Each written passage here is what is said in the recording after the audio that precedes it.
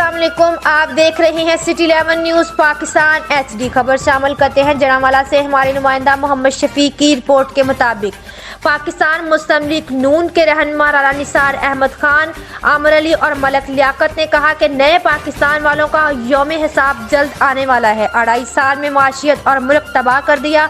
हुक्मरानों ने गरीब आवाम को महंगाई की सुनामी में धकेल दिया और घबराना नहीं का हुक्म जारी कर दिया। इन्होंने कहा कि PTI की क़यादत से जब से इक़्तिदार के ऐवानों में आए रोज है तब से आए रोज महंगाई में इजाफा हो गया है, जिसकी शिद्दत इस कदर है कि हर गरीब अपने घर में महंगाई की सुनामी को महसूस कर रही है। हुकूमत के फ़राइज़ में शामिल है कि वो गरीब आवाम को सहूलियत दे ताकि वो महंगाई के सुनामी से खुद को महफूज रख सकें, लेकिन हुक्मरानों ने इसके सद्बात की बजाय मजीद झटकों का अंदिया दिया। मजीद खबरों के लिए देखते रहिए सिटी 11 न्यूज़ पाकिस्तान HD।